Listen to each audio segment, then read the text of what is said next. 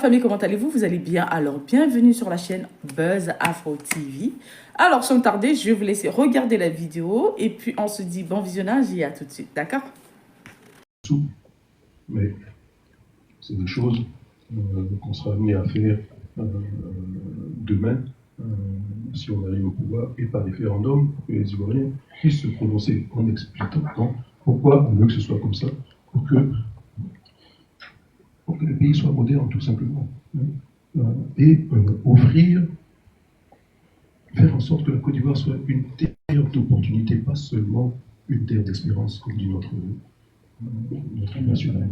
Il faut qu'on soit une terre d'opportunité pour les Ivoiriens.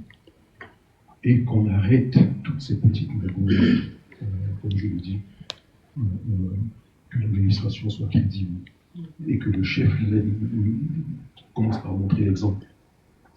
Personne, sans critiquer qui que ce soit, personne de ma famille n'est avec moi dans mon engagement et mon combat politique, en présence physique, pour me soutenir de loin. Mais il n'y a personne avec moi. J'ai été président de la Chambre de commerce pendant 10 ans. Mes frères, ma femme, mes enfants, personne n'a vu la Chambre de commerce, mon bureau. J'ai été ministre, personne d'entre eux ne sait où est mon bureau. Le népotisme n'existe pas. Donc, pourquoi? Parce que c'est la porte au début des dérives. Alors, quand je dis ça, vous l'avez exprimé tout à l'heure, il faut défendre l'intérêt général, donner la primauté à l'intérêt général. Oublier les intérêts particuliers. Les seuls intérêts particuliers que moi je peux défendre, c'est un Ivoirien face à un étranger sur un sujet précis au niveau économique. N'importe lequel d'entre vous est dans un secteur économique, dirigeant d'entreprise, propriétaire d'entreprise et tout. Et un Vincent Bolloré vient, je choisis l'Ivoirien à la place de l'Ivoirien. Je le dis clairement. Parce qu'on est dans une vraie bagarre politique, dans une vraie bagarre économique. Et aucun pays ne s'est construit sans préférence nationale. Ils vont vous dire tout ce qu'ils veulent, c'est faux. Ils se protègent, ils se soutiennent, ils s'accompagnent. J'ai vu Olam en difficulté économique, que c'est le fonds souverain de Singapour qui est rentré dedans, qui a renfloué l'entreprise. Donc je me dis, si nous on avait ça, peut-être qu'à l'époque ils auraient pu sauver Sifka.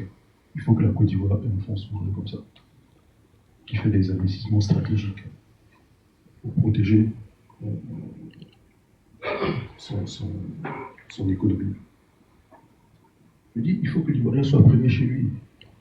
On a donné des concessions en tout, et il n'y a pas d'Ivoiriens. Les Nigérians, on peut les critiquer, moi je les apprécie parce qu'ils sont nationalistes.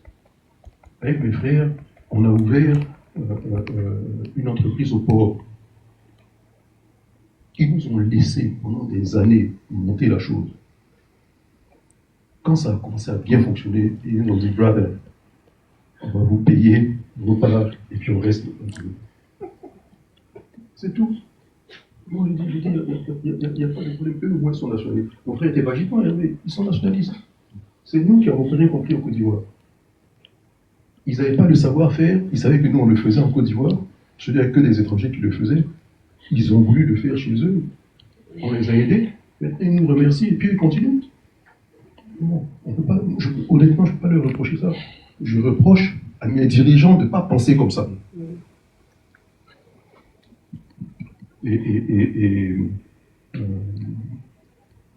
J'avais dit à l'époque au président Babo, quand il avait laissé faire, je lui ai dit, vous avez fait une erreur parce que vous donnez un monopole à quelqu'un, un étranger. Vous nous éliminez nous tous. Stéphane Éolier, nous et tout ça, parce que vous avez... Il me dit, non, c'est possible qu'il a bloqué, tout ça, bref. Je lui dis, monsieur le président, il faut corriger. Vous vous êtes battu, moi je ne comprends pas que ce soit avec vous qu'on arrive à une situation comme ça. Parce que même Bédier n'a pas fait cette erreur à l'époque, pourtant il connaît Vincent Bolloré mieux que vous. Mais il n'a pas fait cette erreur. Tous les dirigeants du port ont refusé. Gossieux arrive, il le fait, et vous consacrez au monopole. Je dis, mais la compétition entre entreprises, est exactement dans le monde économique ce que le multipartisme que vous avez demandé est au monde politique. Et vous nous avez ramené au parti unique là, dans le monde économique. Ça m'avait touché, hein, parce que quand argument pour argument, je dis, c'est grave ce que vous avez fait. Il dit non, calme-toi, je vais corriger. Ok. Et je dis, c'est-à-dire que en ramenant ça à cette époque-là, vous avez ramené avant 1960, à l'époque coloniale. En me raccompagnant, il me dit, mais tu es dur avec moi quand même. Hein. Je dis, pourquoi ? Comment tu peux dire que je suis obligé de ramener à l'époque coloniale ? Je dis, monsieur le président, vous avez fait pire que ça. Il dit, comment ça ? Je dis, mais on est ramené aux travaux forcés. Il a voulu corriger, et puis ça ne s'est pas fait. La crise post-électorale. Et sur ce coup-là, je pense avoir été intellectuellement honnête, parce qu'il a conditionné la correction à ce que je le rejoigne dans le combat politique. Il dit, mets-toi avec moi, les élections, moi si tu es avec moi, je te donne même le port d'Abidjan cadeau. Je ne peux pas faire ça. Moi, je parle économie ou je parle politique. Il dit, non, chacun sa force. Moi, je fais politique. Je fais la politique matin et soir. Je dis, monsieur le président, honnêtement, je ne peux pas accepter. C'est tentant. Hein. Vous me donnez le port cadeau, j'en fais ce que je veux. C'est tentant. Avec du recul, je me suis dit, peut-être que tu vas accepter. Mais pas pour moi-même accepter et puis structurer ça comme moi-même j'avais pensé pour qu'il y ait la véritable compétition. C'était une façon de m'en sortir et dire j'ai rétabli les choses comme il fallait. Mais bon, sa condition c'était que à la limite je sois son directeur de campagne, je suis un peu en retrait de ces choses, attendez. Donc voilà. La bagarre va être difficile. Vous, vu vos cursus, vous comprenez les enjeux. Vous vivez à l'étranger, vous vivez dans des mondes de liberté d'opinion, et vous comprenez très bien les enjeux que nous avons. Le développement aujourd'hui est beaucoup plus complexe qu'il était à l'époque d'Oufoué ou de nos parents, parce qu'il faut qu'on arrive à développer un pays, à s'industrialiser, tout en faisant face aux problèmes sécuritaires, narcotrafic, terrorisme. Aujourd'hui, on n'en parle pas beaucoup, mais dans la sous-région, il a connu énormément de moyens pour ça, tout en préservant l'environnement, le développement durable, et préserver les générations futures. Donc on est dans une situation beaucoup plus complexe aujourd'hui. Beaucoup d'Ivoiriens ne comprennent pas ça, la grande masse ne comprend pas ça. Donc ils regardent, ah nous on préfère un tel, mais on est à un tournant important dans une sous-région qui est fragile. Du Sénégal jusqu'au Nigeria, tous nos États sont fragiles, qu'on se le dise franchement. Par expérience, on a vécu la chute de soi-même en une nuit en 99. On a vu le Burkina, le Mali, tous ces pays d'Atoué, le Niger en très peu de temps également, alors qu'ils avaient des systèmes démocratiques depuis des années. Donc, on doit faire très attention et pouvoir se doter d'institutions solides, d'un système que l'ensemble des Ivoiriens acceptent, défendent et dire bon, voilà la Côte d'Ivoire que l'on veut pour demain. Encore une fois, ça ne va pas être facile. Il faut qu'on fasse partir des anciens logiciels et qu'on installe un tout nouveau logiciel. Donc, voilà ce que je voulais vous dire, c'est mon engagement, c'est mon combat. Et tout le soutien que je peux avoir, vous, qui êtes des leaders d'opinion, quand vous parlez à vos familles, expliquez quels sont les enjeux et comment on peut sortir la Côte d'Ivoire de l'ornière demain. Si on ne le fait pas, si on reste avec tous ces anciens systèmes, les gens sont là, au toit de là que je me mette, on va avoir une nouvelle classe, une nouvelle famille qui vient, qui s'enrichit, et puis on passe, on fait quelques coups d'éclat, il y a il y a une grande tour, bon, c'est bien. Il y a d'autres priorités. Donc c'est tout ça qu'il faut arriver à changer pour demain et faire en sorte que en Côte d'Ivoire, tout le monde se sente concerné par le processus de développement, que personne ne se sente exclu. Qui que vous soyez, quelle que soit votre ethnie, quelle que soit votre religion, quel que soit votre parti politique, vous ne perdez pas votre emploi parce que vous êtes de tel parti politique. Si vous êtes bon dans l'administration, vous montez dans l'administration. On ne va pas vous inquiéter pour ça. Mais que chacun reste correct et que l'on fasse les choses bien. Voilà la Côte d'Ivoire pour laquelle je veux me battre, parce que je veux que mes enfants puissent grandir, travailler, évoluer, et mes petits-enfants dans un environnement qui est beaucoup plus sain que celui que nous avons connu jusqu'à présent. Je vous remercie.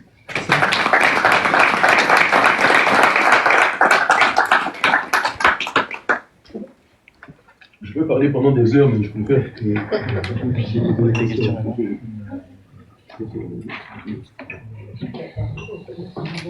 Merci beaucoup, monsieur le ministre. Oui, voilà. En fait, je me suis entraîné à dire monsieur le ministre parce que moi, c'est comme ça que je l'appelais depuis longtemps, monsieur le président. Et donc, par réflexe, je dis toujours monsieur le président. Je me suis entraîné la veille de cette cérémonie-là pour dire monsieur le ministre, parce que par réflexe. Mais voilà, c'est parce qu'effectivement, là, pour nous, vous êtes le futur président, parce qu'on sera là. Voilà. Alors, du coup, sur la phase de questions-réponses, avant qu'on démarre, moi, il y a une chose qu'on voudrait vous dire, c'est que, et ça, M. Djebi le savait depuis, parce que moi, je lui posais cette question très souvent. Et tout le monde, tous ici, on se posait la question, est-ce qu'il sera vraiment candidat? Donc, le jour où on a eu la déclaration officielle à Tabakara, où vous avez dit que vous êtes engagé pour être candidat, ce jour-là, on était tous contents et puis on dit, bon, enfin. Non seulement on était contents, mais ce qui nous a le plus réjoui, c'était aussi le fait que on avait compris que, quelle que soit la magouille qu'ils feront, vous tiendriez bon et que vous iriez jusqu'au bout. Et c'est ce que nous, on attendait. À partir du moment où nous, on sait que vous n'allez pas abandonner et que vous allez aller jusqu'en octobre 2025 pour les élections, nous, alors, on peut s'engager et mener le combat à notre niveau. Voilà. Et donc ça, je le dis au nom du groupe, c'est ce qu'on attendait. Et donc ces informations, on est content de l'entendre de votre bouche. Quand vous dites le plan B, c'est Bion, nous, ce slogan-là, ça nous plaît. On va l'utiliser, mais uniquement quand vous l'aurez vous-même utilisé et fait pour faire connaître. Parce c'est pour ça qu'on est très prudent aussi dans notre communication. Et puis c'est aussi l'une des raisons pour lesquelles on a voulu vous avoir et coordonner ce qu'on dit par rapport à votre propre stratégie. Pour ne pas qu'il y ait des sons contradictoires ou qu'on sorte des choses qui auraient dû attendre le bon moment. Parce que quand on rate ça aussi, généralement, ça devient préjudiciable. Et c'est ce qu'on ne veut pas. Voilà. Donc, pour la phase de questions-réponses, je ne sais pas si déjà vous, Monsieur le Président, cette fois-ci, voilà, avez des... Du coup, j'ai compris qu'il n'y a pas de problème. Je suis libre de le dire désormais. Donc, vous, Monsieur le Président, est-ce que vous auriez éventuellement des questions? Sinon, nous, il y a quelques questions qu'on avait préparées. Je me suis dit qu'il vaut mieux que ça soit vous-même qui y répondiez, même si nous, peut-être on avait quelques idées, ça fait un leur niveau. Voilà. Donc, Hugues, là-dessus, est-ce que tu avais quelque chose à dire? J'aimerais poser une question. Voilà. Je pense que le discours... Merci, Monsieur le Président, pour votre intervention. Je pense que le discours a suscité à moi plusieurs questions. Je vais essayer d'être bref. La première question, c'est surtout au niveau de votre discours nationaliste. Quand vous parlez, sur le papier, ça reste très intéressant. Mais de mémoire, c'est ce même discours qu'a tenu le président Laurent Gbagbo. Quand il est arrivé, c'était vraiment on va dire, sa stratégie pour la Côte d'Ivoire. Sauf qu'en chemin, comme vous l'avez dit, c'est un peu perdu. Vous, à votre niveau, Bon, on va dire que ça peut perdu aussi à cause des enjeux, puisque la Côte d'Ivoire représente de grands enjeux pour des pays comme la France et d'autres. Donc, on va dire que c'est un discours qui peut être, entre guillemets, dangereux pour ceux qui ont des intérêts qui aimeraient bien que la Côte d'Ivoire soit sur son modèle de libéralisme économique. Donc, vous, à votre niveau, quelle est votre stratégie pour à la fois ne pas vous renier et puis être capable d'avoir les épaules assez fortes pour pouvoir tenir la cadence dans la durée? Ça, c'est mon premier point. Deuxième point, en parlant des partis politiques, vous avez parlé des arrangements. Je vais faire un peu l'avocat du diable. C'est les mêmes arrangements que le PDC a essayé de faire en voulant s'unir au RDA pour créer le RHDP, pour qu'il y ait une sorte de puissance politique capable de pouvoir lutter en face du FPI qui était à ce moment-là, qui était très fort. Sauf qu'en cours de chemin, on va dire que, bon, excusez-moi du terme encore, vous êtes un peu fait rouler dans la farine parce qu'entre-temps, vous n'êtes pas entendu, le président en place n'a pas respecté ses engagements. Il se dit que vous et certains cadres du PDCI ont demandé au président Bédié de se retirer de cet arrangement-là qui n'était pas porteur pour le PDCI, qui tendait à faire disparaître le PDCI. Voilà. Bon. Donc, c'est des choses qu'on pourrait vous reprocher, vous, à ce moment-là. Quelle est votre communication là-dessus pour faire comprendre les choses et rétablir la vérité par rapport à cela? Parce que vous étiez très proche du président Bédié. Troisième point, c'est votre place au sein du PDCI. Pour quelqu'un qui était très proche du PDCI, du président Bédié, qui avait des ambitions politiques, il se dit en interne que vos ambitions ont toujours été claires vis-à-vis du président, qui lui-même, comme vous l'avez dit, à cause de sa querelle avec le président en place, voulait y aller lui-même. Voilà. Mais la question qu'on se pose, c'est pourquoi quelqu'un, on va dire une personne aussi importante comme vous au sein d'un parti aussi important, n'a pas réussi à fédérer autour de lui pour que il y ait des dissidents au sein du PDCI qui aillent chercher l'homme providentiel à l'extérieur. Parce que ce qui est reproché aujourd'hui au candidat Bian, c'est de dire, mais est-ce que vous êtes capable de pouvoir fédérer la Côte d'Ivoire si au sein de votre parti, vous ne faites pas l'unanimité? J'en ai plein d'autres comme ça, mais je pense que je vais m'arrêter là comme ça au début. Parce que c'est quelque chose qui revient chaque fois qu'on discute avec les personnes.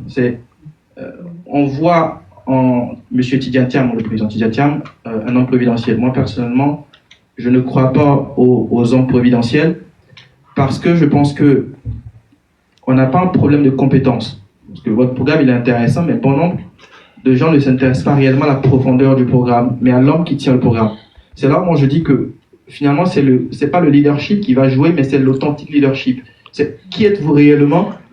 Qu'est-ce que vous apportez? Qui sont les gens autour de vous qui vont porter ce message-là pour qu'il y ait une différence? Parce qu'au final, le programme qui arrive au pouvoir, on a l'impression qu'il y a une malédiction du pouvoir. Et quand les gens arrivent au pouvoir, ils deviennent d'autres personnes. Voilà. Je vais m'arrêter là pour l'instant. Merci.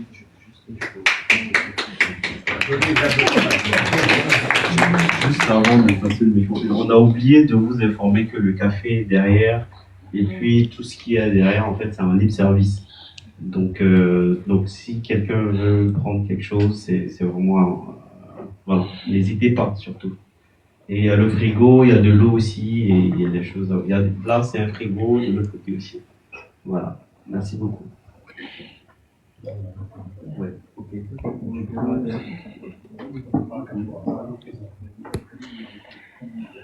Monsieur le Président, est-ce que vous voulez répondre individuellement aux questions ou est-ce que vous souhaitez qu'on prenne plusieurs et comme ça vous répondez Je peux déjà répondre à celle-là, parce qu'il y en a plusieurs.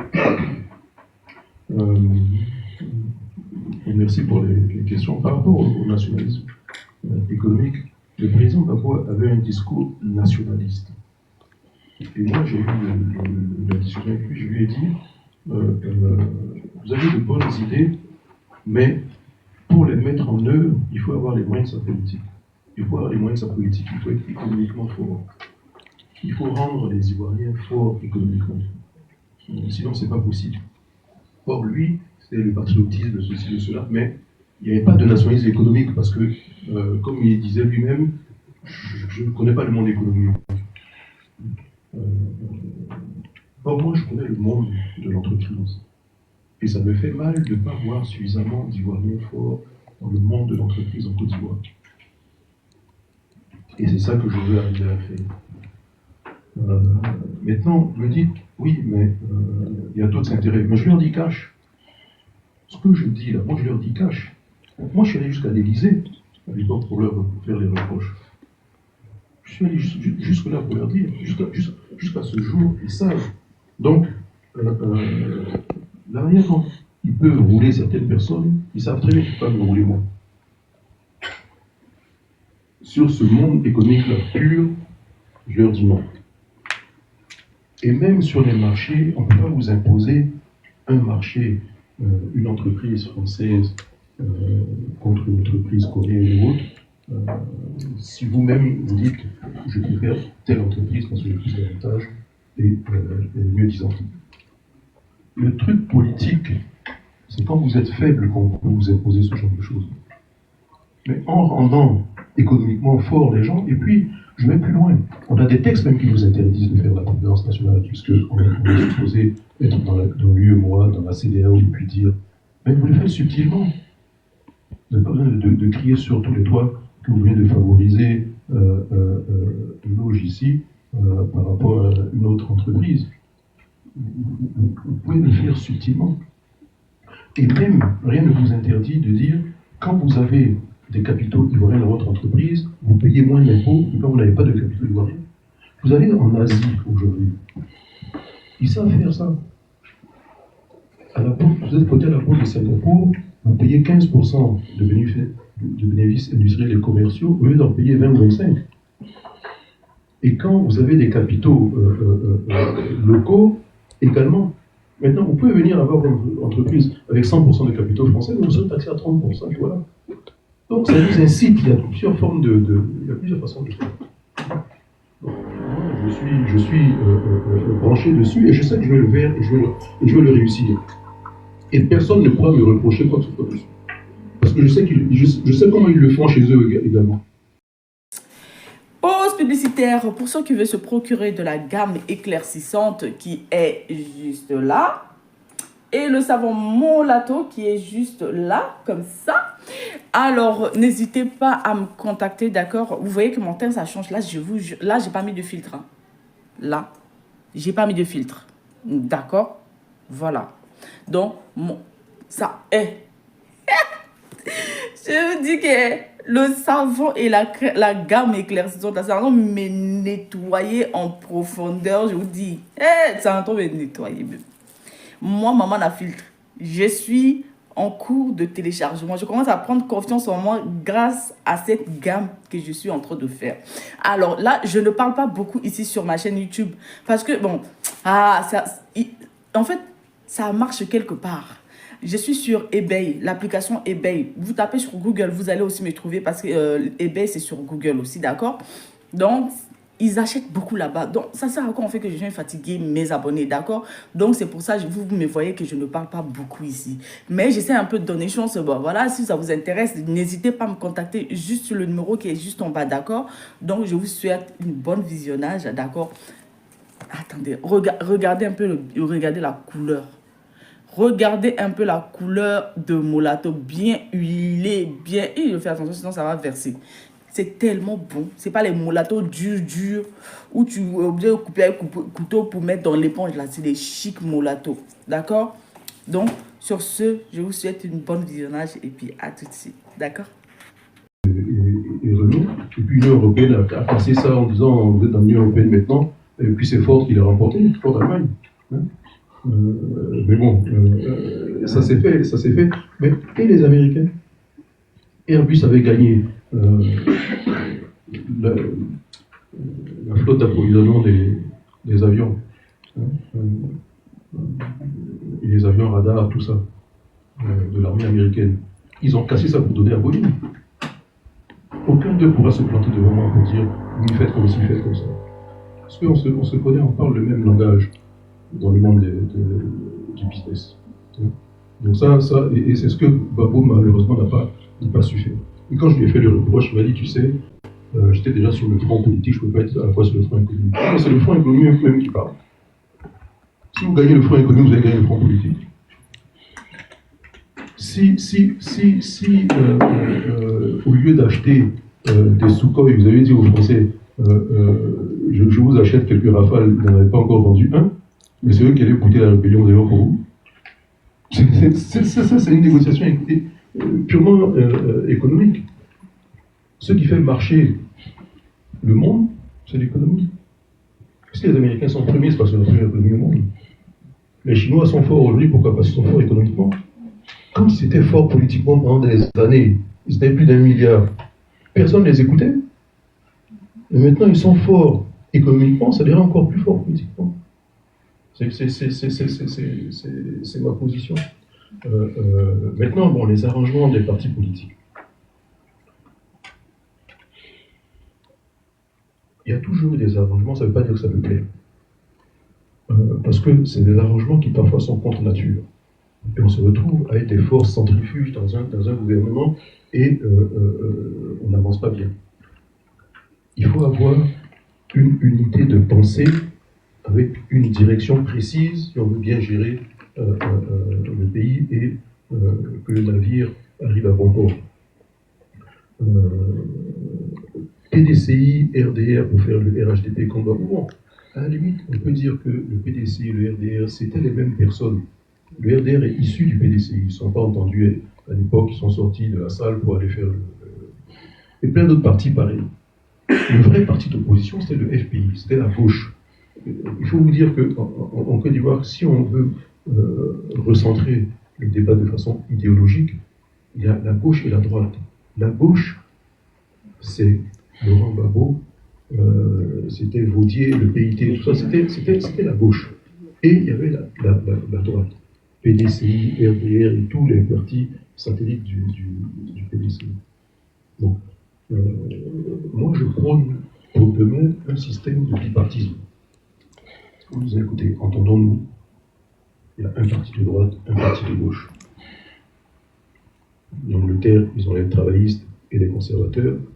Les États-Unis, les démocrates et les républicains. L'Allemagne, ils ont le SPD, CDU, ils ont tous un système bipartite.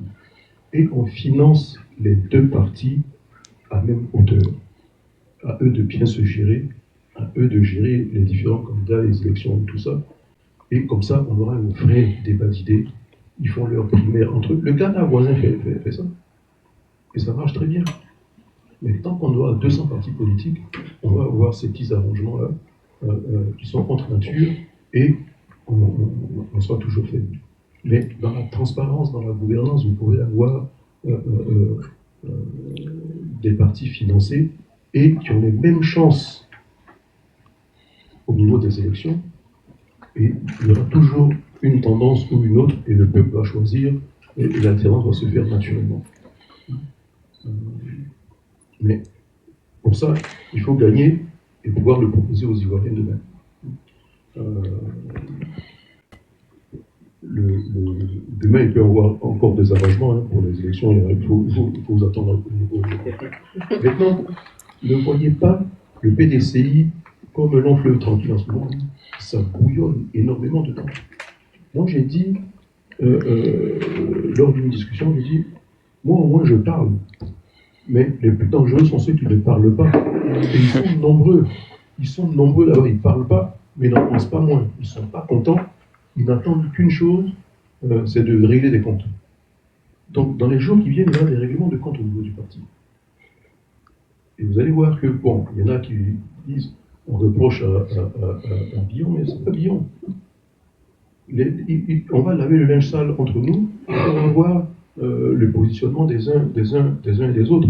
Mais au moment où je vous parle, il y a des réunions chez plein de doyens là, avec différentes tendances. Il y aura des reproches, c'est toi qui nous as mis dans cette histoire, c'est toi qui n'as pas parlé, c'est toi qui ceci. Dès que la décision de justice tombe, on va chasser un tel, on va venir là. Donc, moi je suis très bien en ce moment ici parce que je n'ai pas participé à cette discussion en ce moment. Mais j'ai tous les retours avec le nombre de voitures garées. Moi je suis un tel, devant chez tel autre et tout ça. Je peux vous dire que j'ai vrai. Ma position, elle a été claire. Je l'avais dit à Tidiane. Je dis, tu ne remplissais pas les conditions. Tu as mal pris le parti. Il m'a répondu, j'avais besoin de ça pour combler mon déficit de notoriété. Ouais. Je dis, on aurait pu faire autrement. Parce que tu pouvais venir et puis on s'accordait pour faire une convention. Le meilleur d'entre nous l'emportait et puis après on allait composer tous ensemble. Mais tel que tu l'as fait, ça va poser problème demain. Et les reproches sont là. Nous-mêmes, on a fait nos propres textes. On se donne des conditions, on dit il faut être un militant actif. Militant actif, c'est que tu es présent. C'est qu'on t'a vu quelque part à une réunion. On ne t'a jamais vu. Ajoute tes cotisations. On nous dit non, il a payé ses arriérés. Mais si tu avais des arriérés, c'est que tu n'es pas à jour. Si tu veux payer des arriérés, c'est que tu n'es pas à jour. Hein? Bon, tu n'étais plus dans le bureau politique. Et on te remet en disant non, comme il était à l'international, il avait un droit, il avait une obligation de réserve. C'est faux. Dans nos textes, l'obligation de réserve concerne des diplomates. Un Ivoirien envoyé à l'extérieur dans une mission diplomatique avec accord de siège. C'était le cas de Charles Konan-Banny, c'est pour ça qu'il ne figurait pas sur le truc. C'était le cas de Thierry Tano, parce qu'il était à la SFI. Mission diplomatique. Mais toi, tu es en tant que Français, dans une entreprise privée, rien ne t'empêche de venir dire je paie mes cotisations. Non. Donc, nous-mêmes, voilà le problème. Donc, demain, ils vont tous. Et moi, je dis, si le PDC est encore là, c'est parce que nous, on s'est battu pour qu'il soit là. Sinon, il était phagocyté. Hein. En 2018, 2017-2018, la décision était prise. Il basculait, on était dans le RHDP, et puis c'est terminé. On ne serait pas en train de parler du parti. Et, bon, et puis, malheureusement, les doyens, il y a eu toute cette histoire de tribalisme dedans. Et ça a laissé des séquelles. Il faut en parler à Bikaou, il faut en parler à plein d'autres. Ça a laissé des séquelles. Mais j'espère qu'on va bien retomber sur nos pieds pour corriger tout ça et aller.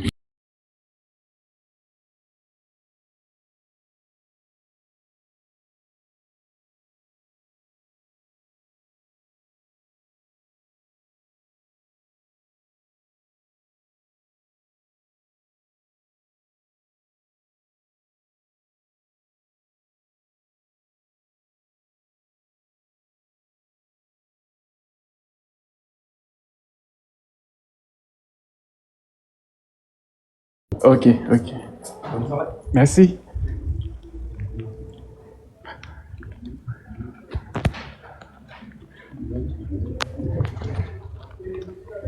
Tout simplement parce que je veux que le ministère représente une photographie de la Côte d'Ivoire. Donc, on peut corriger tout ça. Et on doit le corriger si on ne veut pas poser des ingrédients de futures crises à partir des partis politiques.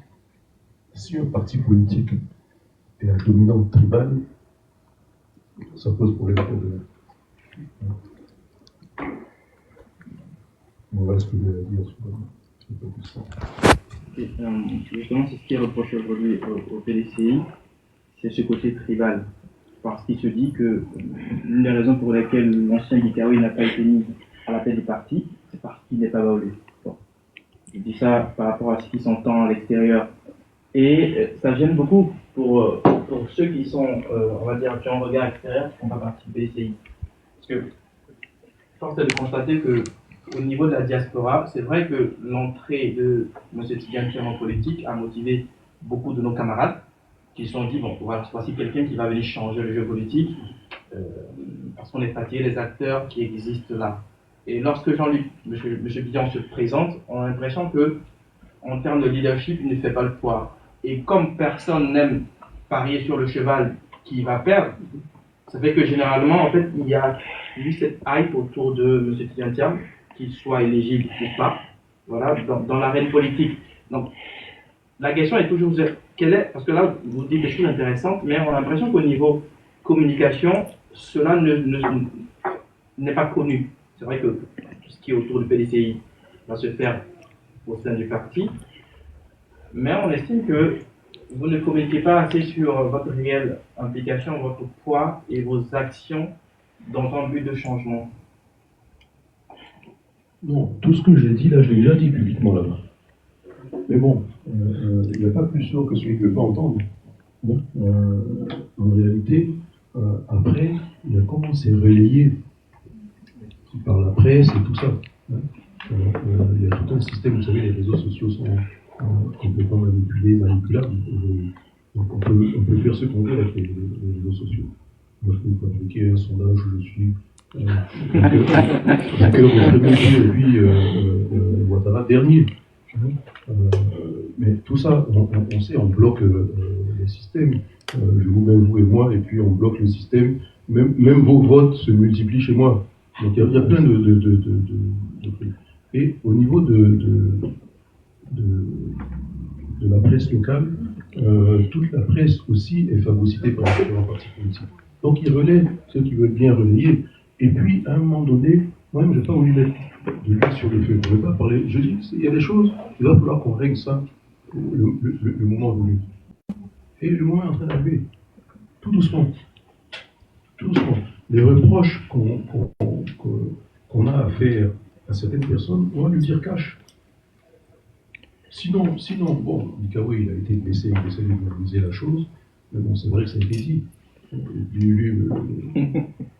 peu avec une certaine violence, en lui disant il est hors de question qu'un BD qui plus est du guébier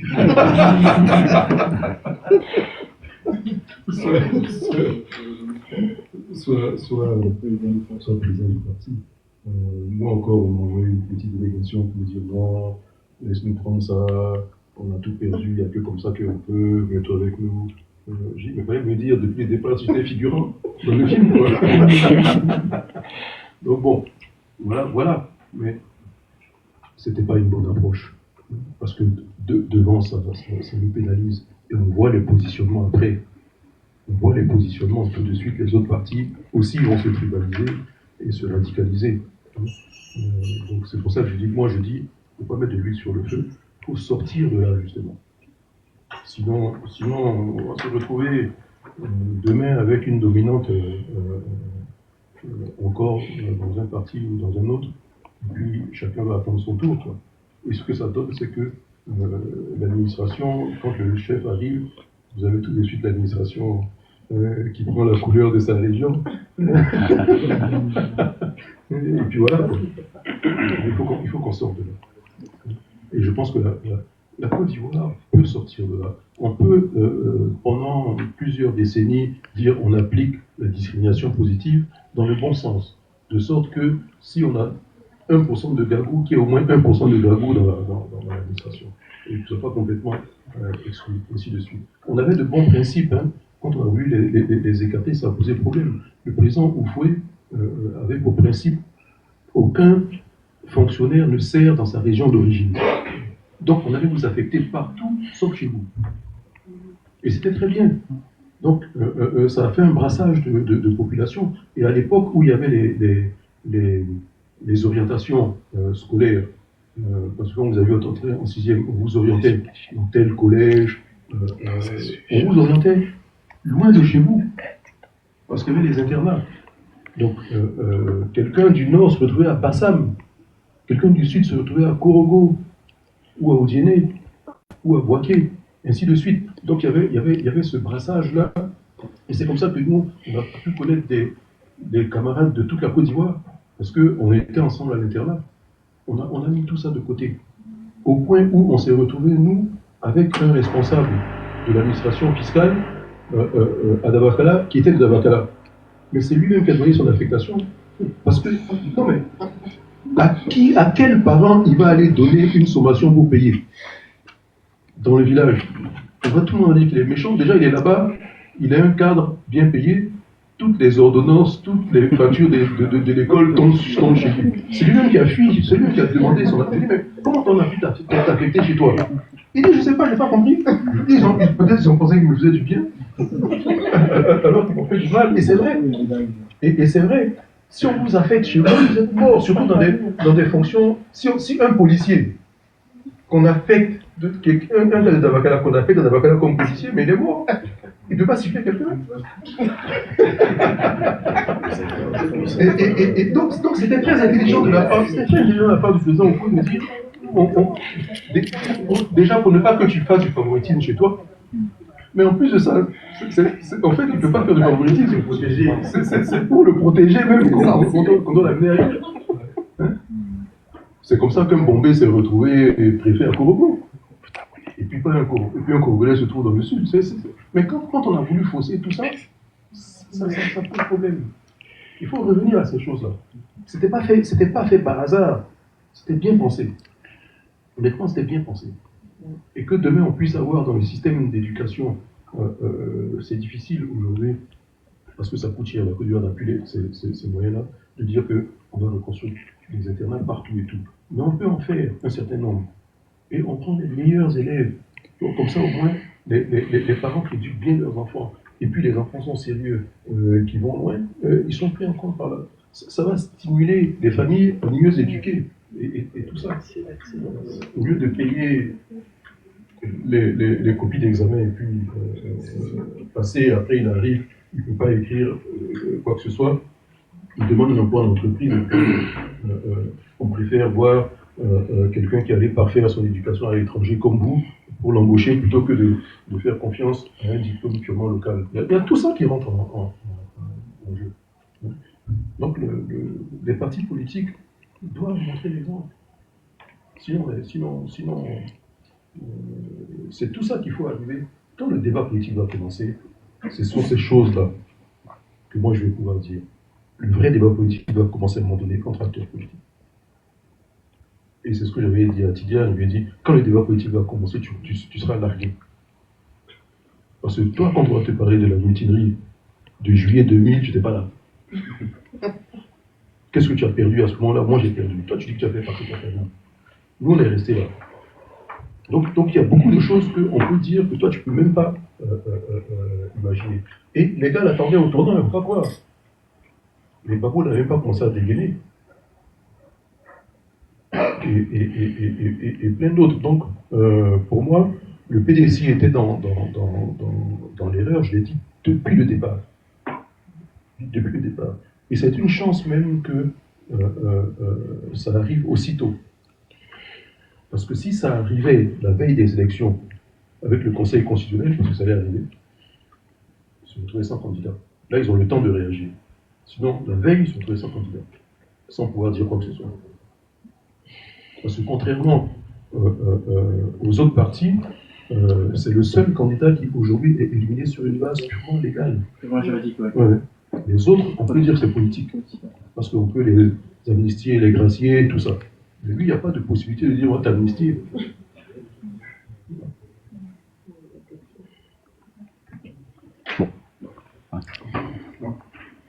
Moi, j'avais une question. Déjà, merci, Monsieur le Président, pour votre présentation. Ça nous a beaucoup convaincu. Moi, j'avais une question, c'était plus sur votre détermination. Donc, pour 2025, on n'a pas de doute là-dessus. Quand bien même on avait la réponse, vous nous avez conforté cet après-midi.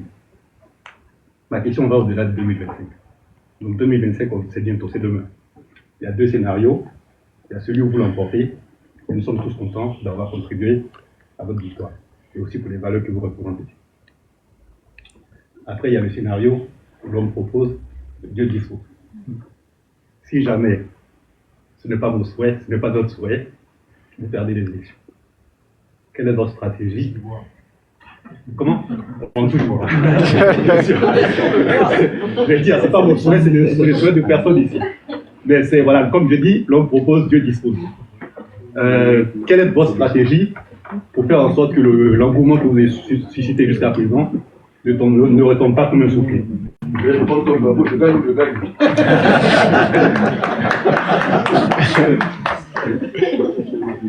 Non, je pense que le plus important, c'est que le jeu politique soit vraiment démocratique et qu'on puisse avoir un vrai débat. Dans tous les cas de figure, moi, je vais retomber sur mes pieds.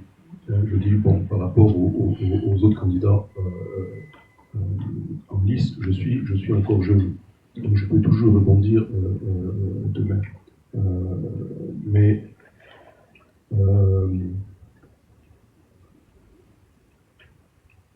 aussi la manière de rebondir, ça va dépendre aussi de qui est là. Hein. La stratégie sera en fonction de ça. Ou alors, est-ce que Ouattara continue? Est-ce que c'est quelqu'un d'autre? Ça va vraiment dépendre de qui est là. Moi, ce que je crains, quand même, c'est que les choses ne soient pas si simples et si calmes que ça. En toute réalité, ça reste une crainte. Parce qu'il y en a qui ont tellement à perdre qu'ils vont tout faire pour s'accrocher. Mais il ne faut pas qu'on rentre dans le règlement de compte et la chasse aux sorcières. Nous, on a vécu beaucoup d'adversité. On nous a fait beaucoup de mal. Les comptes bloqués, les ceci, les impôts, tout ça. Certains d'entre nous sont allés en prison et tout. Si on doit régler des comptes, on va rester dans la crise. C'est pour ça qu'à un moment donné, il faut se dire, arrêtez de regarder dans le rétroviseur, avançons.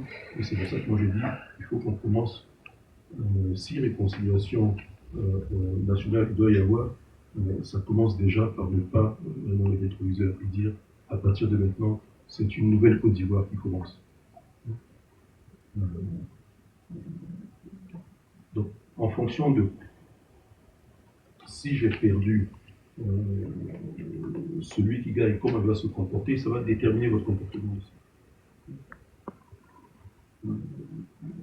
Mais il faut accepter la défaite. Bon. J'ai eu la chance d'avoir toujours gagné.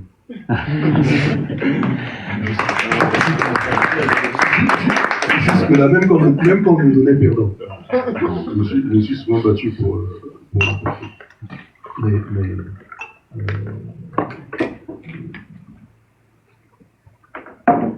quand vous perdez, il faut apprendre de vos défaites, de vos erreurs, et faire en sorte d'en sortir plus fort. C'est ce que je peux dire. Je vais poser peut-être deux questions. Alors, je peux parler plus fort. Hein. Ok. Bon. Alors, je vais poser deux questions. La première question, c'est sur le sujet de l'éducation, qui est un thème qui me tient à cœur, parce que la plupart de ceux qui sont issus de la diaspora, me concernant, il y a eu cet ascenseur social-là qui m'a aidé depuis l'école primaire de mon village, à mon collège à Robo, au lycée scientifique, en classe prépa, ensuite à passer des concours des grandes écoles. Et donc, je suis vraiment attaché à l'éducation nationale parce que il n'y avait pas d'autre moyen, il n'y avait que ça. Alors aujourd'hui, je me rends compte que le niveau, il m'inquiète. Il m'inquiète parce que j'ai voulu contribuer quelque part à la création d'emplois en créant une entreprise, une start-up dans le domaine de la mobilité. Et lors des premiers recrutements, je suis un peu tombé de ma chaise.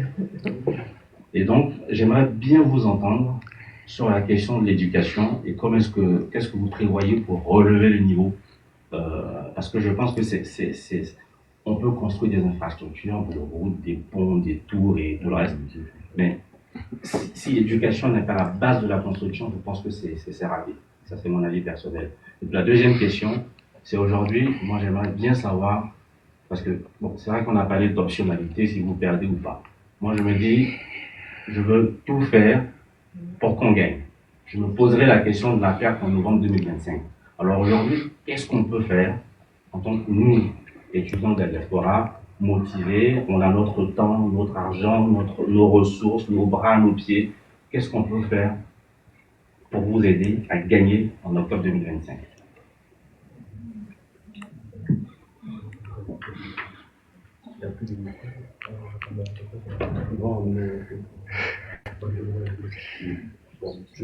Je complète tout juste et puis peut-être si vous êtes d'accord, on va pouvoir, après ces questions-là, peut-être redonner la parole au monsieur le ministre pour clôturer. Je voulais juste compléter. C'est vrai que dans les échanges qu'on avait eus, il y avait aussi la question justement de notre rapport, nous, membres de la diaspora, à cette économie de la Côte d'Ivoire. Je sais que dans vos présentations actuelles, parce qu'on vous suit, il y a vos idées, on aimerait aussi que vous vous prononciez là-dessus, parce qu'on est tous concernés par ce domaine dans cette milieu. Voilà, merci. Merci. Bon, tout le monde constate que l'éducation est vraiment au plus bas aujourd'hui en Côte d'Ivoire. Depuis la petite enfance jusqu'à l'université, en passant par les grandes écoles. On ne peut pas dire qu'on va améliorer l'ensemble de l'éducation comme ça, d'un coup de baguette magique. Parce que le chantier est beaucoup trop vaste. Mais par contre, prendre dans le primaire, dans le collège, dans le lycée, côté université et côté grandes écoles, des structures que l'on met aux standards les plus élevés. On investit dans certaines comme ça pour les mettre, pour montrer, pour que ce soit le standard, pour que les autres puissent copier ça. Et on va, c'est un peu comme si vous faites un nouveau quartier avec tout ce qu'il faut dans ce quartier et puis les autres se mettent à imiter. Quand vous regardez l'Asie du Sud-Est, Singapour s'est développé, tous les autres ont copié de la même manière. Et aujourd'hui, quand vous allez là-bas, vous trouvez le même système partout. Ou bien en Europe, ils se sont copiés comme ça. Donc, il faut arriver à faire en sorte que les écoles soient copiées. Et c'est cela que vous valorisez, c'est cela que vous montrez. Quand vous êtes directeur d'école, d'une école qui n'a pas le même niveau, vous commencez à vous dire, ah, il faut que je ressemble à celle-là. Il faut qu'on commence à nettoyer cette école, que les enfants soient formatés pour eux-mêmes nettoyer l'école, entretenir la classe, ainsi de suite, et le reste va suivre. Mais si on s'attaque de front à tout, ça va être compliqué. Bien sûr, il faut augmenter le budget de l'éducation nationale, mais il faut valoriser les enseignants aussi. Et tout ça, on peut le faire avec des îlots exemplaires. Et ces îlots-là, les démultiplier chaque année. Et ça va servir d'exemple. Parce que j'ai réfléchi à Après, c'est en réunion. Wesh. Le jour où vous dites, bon, Moi, j'en ai. faculté, Allô? Bah alors, cache-toi du live, hein, si t'es pas à niveau, telle autre faculté. J'arrive. Non, c'est pas très loin, là, je suis au métro. Samuel, il est venu. Soit dans cette école. Quand vous allez voir C'est pas sûr. ces écoles, Ça va, sinon. Mais là, j'ai 1%, fais vite. Ça fait 10 ans que t'as 1%. Ah oui, t'as vraiment. les toilettes et tout ça, ça fait mal au cœur. Donc c'est tout ça qu'il faut lier. Vas-y, casse les couilles. Les shows, Vas-y, casse les couilles. les shows et ça, l'émulation va se faire. C'est comme ça que moi je vois pour pouvoir me corriger. Parce que vous avez évoqué Abobo. Moi je commençais le collège à Abobo, au CMA2. Le collège moderne d'Abidjan 2, c'était à Abobo. On était à l'intérieur là-bas, c'était très bien. Les gens se disent, je dis, mais moi je pense que le collège à Abobo était mieux à l'époque que le collège de l'orientation de Cocody. Mais peu de gens le savent.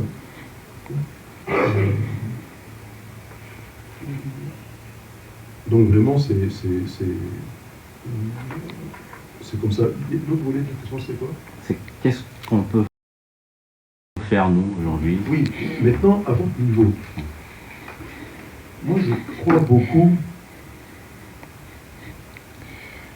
à la réputation que vous pouvez faire de quelqu'un. Parce que dans toutes les discussions là, quand on parle en bien de vous, ça monte. Et vous êtes écouté par vos parents qui sont restés au pays. Quand vous leur parlez, ça compte. Ça compte bien plus que vous le pensez. Donc il faut pouvoir leur dire. C'est pas parce que nous on ne se vante pas qu'on n'a pas de valeur. Moi, je sais qu'il y en a qui se tapent de ceci, de cela, mais ils ne connaissent pas plus de leaders politiques dans le monde que moi.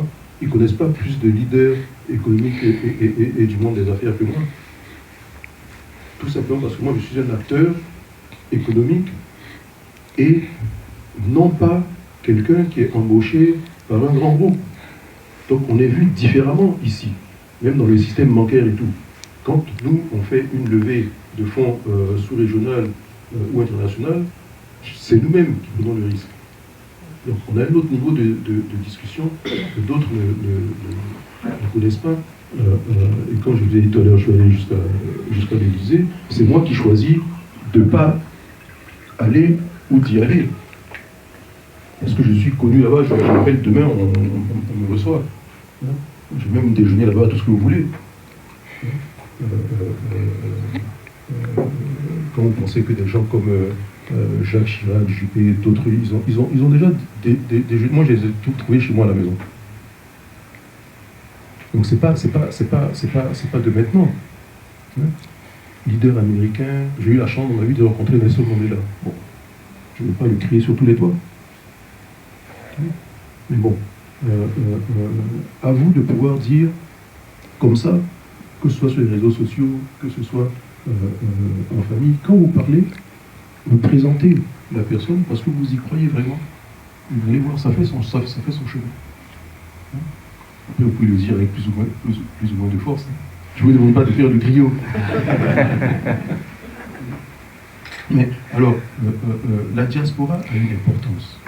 Il ne faut jamais vous sous-estimer. C'est pour ça que c'est important, quand vous travaillez ici, je le dis sans critiquer qui que ce soit, de retourner souvent au pays, voir comment le pays évolue, ce qui se fait de bien, ce qui ne se fait pas de bien, et voir ce que vous pouvez apporter un jour au pays. Il ne faut jamais couper avec la mère patrie. Et beaucoup de pays se sont développés, je pense à des pays comme l'Éthiopie aujourd'hui, parce que leur diaspora, en rentrant, a mené des ressources humaines, des fonds et tout, complètement neuf. Et ça a donné un boost au pays. Et vous êtes dans cette position-là aujourd'hui. N'attendez pas 23 ans. C'est possible. N'attendez pas 23 ans. Régulièrement, et tout ça, vous le faites. Vous allez voir. Vous pouvez apporter. Et à nous de garder une base de données sur le diaspora. Celle qu'on peut tout de suite appeler pour servir au niveau de l'administration. Le Maroc, le Rwanda, ils ont fait venir des gens. Parfois même en disant, écoutez, on ne peut pas vous proposer ce que vous gagnez là-bas, mais voilà ce que l'on vous propose et tout, et vous allez évoluer ici. Ils ont pris le risque. Et voilà des pays qui ont décollé. Donc c'est jouable avec la Côte d'Ivoire. Et c'est ça qui va relever le niveau par rapport à ceux qui... même nous qui sommes là-bas depuis toutes ces années, si on n'est pas confronté au monde international, on va finir par couler tout seul. Hein? C'est ce savoir-faire à l'international et tout qui nous permet de maintenir nos entreprises et puis d'évoluer. Sinon on part directement à notre perte. Hein. Le développement, c'est une compétition internationale. Et puis, on se copie les uns les autres. Et ce qu'on peut apporter, on apporte. Tous les comportements que l'on a là-bas, ils peuvent changer demain. Parce que d'autres ont connu autre chose et tout, et d'autres façons de faire.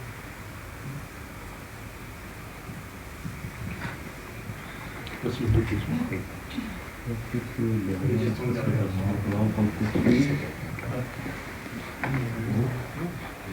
On va prendre peut-être une et puis on va faire derrière personne n'est intervenu. On va continuer.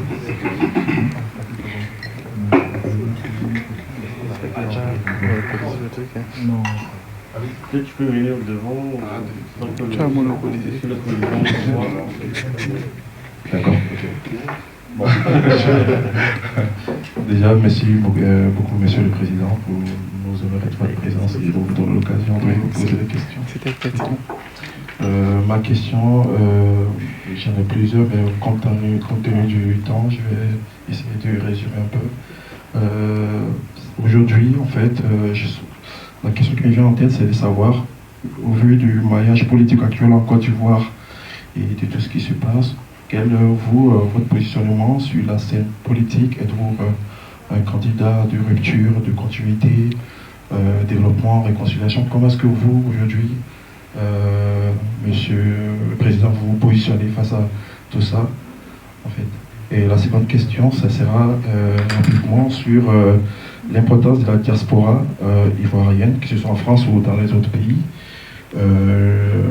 Aujourd'hui, on sait que c'est à peu près 5% de la population ivoirienne, de 2 millions et quelques, des fonds et un véritable impact économique à travers des transferts de fonds que vous effectuez chaque année autour de 180 milliards, qui est à peu près 3% du PIB. Quelle politique vous prévoyez pour, ne serait-ce que peut-être institutionnaliser l'impact ou bien l'engagement de cette diaspora au niveau de l'économie ivoirienne et politique, ou même serait-ce que pour faciliter le retour de compétences? Est-ce que vous avez des plateformes en tête que vous pensez pouvoir mettre en place pour que cette interopérabilité puisse se faire entre ces deux pays-là? Merci. Je vais essayer de compléter aussi la question. Moi, la question, c'est plutôt au niveau des bureaux structurels qui ont évolué au niveau à la fois de l'économie ivoirienne et plus généralement de la société ivoirienne.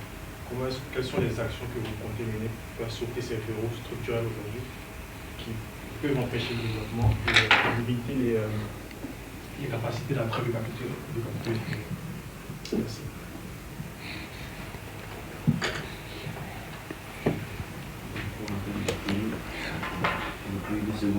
Merci.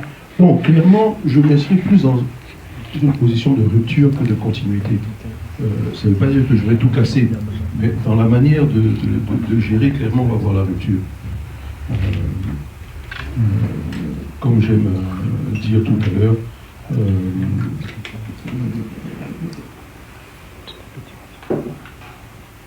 le principal problème qu'on a dans le pays, c'est l'emploi. La première préoccupation des Ivoiriens, c'est l'emploi. Vient après le pouvoir d'achat. Mais si vous n'avez pas d'emploi, votre pouvoir d'achat sera toujours faible. Donc, il faut favoriser l'emploi. Mais pour favoriser l'emploi, c'est un peu le serpent qui se mord la queue. Si on a trop de corruption, il n'y a pas d'investissement, l'investissement est ralenti et tout ça. Donc, on a moins d'entreprises et moins d'entreprises. Donc, il faut combattre la corruption et les dysfonctionnements. Et il faut les combattre en montrant des exemples. Et il n'y a que comme ça, comme je dis, il y a beaucoup d'arrangements arrêtés, quoi. Moi, il y a ceux qui ont vu comment j'ai géré le ministère du Commerce. J'ai relevé une direction entière pour des questions de comportement, de corruption et tout ça. Tout le monde a changé. Dans la semaine, tout le monde était changé. Bon. Et c'est ce qui a fait que les commerçants de San Pedro étaient contents et tout. Ils m'ont dit, vraiment, nous-mêmes, on était tellement battus qu'ils sont venus jusqu'au ministère pour discuter avec moi. Donc, c'est possible. La police, la gendarmerie, la justice, c'est possible de changer tout ça.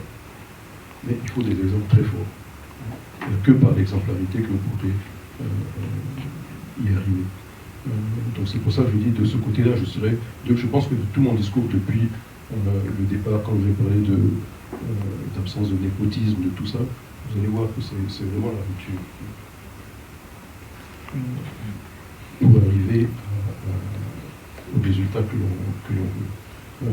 J'ai commencé à répondre par rapport à la diaspora. Favoriser le retour de la diaspora, favoriser le fait que la diaspora puisse investir, mais de façon sécurisée. Qu'il y ait des canaux, parce qu'il y en a trop qui se font rouler, ils vont acheter un terrain, le terrain n'existe plus, et des choses comme ça. Donc, il faut qu'il y ait un véritable guichet avec des banques à qui on demande de se spécialiser pour ça. Pour capter la manne de la diaspora, que ce soit bien rémunéré. Donc tout est possible. Mais c'est un chantier. La diaspora, c'est un chantier à elle toute seule. Mais parce que je sais que demain, c'est cette diaspora-là qui sera l'acteur économique compétitif de la Côte d'Ivoire. C'est pour ça que je dis que c'est important de faire en sorte qu'on la favorise, qu'on favorise son retour, et surtout qu'on la protège.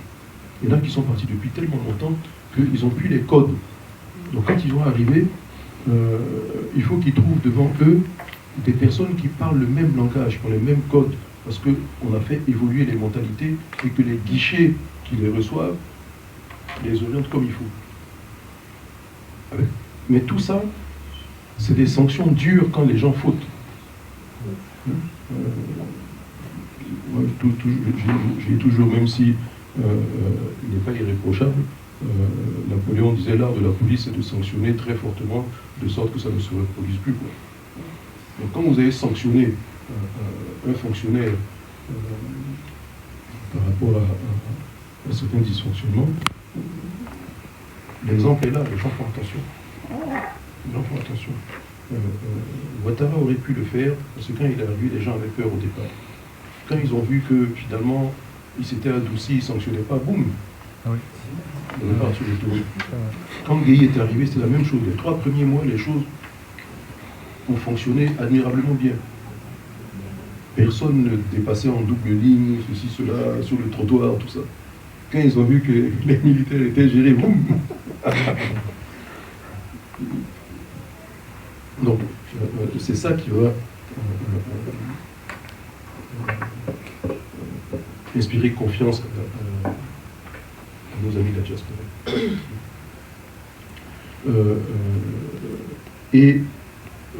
Ça répond aussi au verrou structurel. Si vous ne combattez pas la corruption, si vous n'êtes pas exemplaire, les verrous seront toujours là. Il y a plein d'investissements qui vous seront interdits. Je vous dis, je suis dans le secteur. Il y a quelques années, je vais vous raconter cette histoire. On est importateur de Nissan, de véhicules Nissan. Et Nissan décide de mettre une plateforme Nissan en Côte d'Ivoire. Avant de le faire, ils étudient si c'est possible de le faire ou pas. Une plateforme pour un constructeur automobile comme ça, ça veut dire qu'il envoie pour le marché africain des milliers et des milliers de véhicules à cette plateforme. Et de cette plateforme, ce sera dispatché dans d'autres pays. Donc si vous arrivez à Jacksonville en Floride, vous allez voir un certain nombre de BMW arriver, ou bien de Honda, ou bien de Mitsubishi, parce que la plateforme se trouve là. Et après, c'est dispatché dans le reste des États-Unis. Alors, la famille, j'espère que la vidéo vous a plu. Donc voilà, n'hésitez pas de vous abonner. Cliquez sur la cloche de notification pour ne rien rater sur les prochaines vidéos. Et aussi, n'oubliez pas de passer votre commande de gamme éclaircissante. Actuellement, nous sommes en grande promotion. D'accord? Alors, on a gamme éclaircissante et on a gamme blanchissante. D'accord? Donc, la gamme blanchissante, on le fait en promotion à 90 €. Et la gamme thé marron, d'accord? On le fait à quoi? À 75 €. D'accord? Ok, donc du coup, on a le savon Molato blanche, ultra blanchissante. On le fait à 45 €, d'accord? Donc, n'oubliez pas, d'accord? N'oubliez pas de passer vos commandes, ok? Un très bon savon, comme je vous ai dit tout à l'heure, hein. C'est un très, très, très bon savon, ok?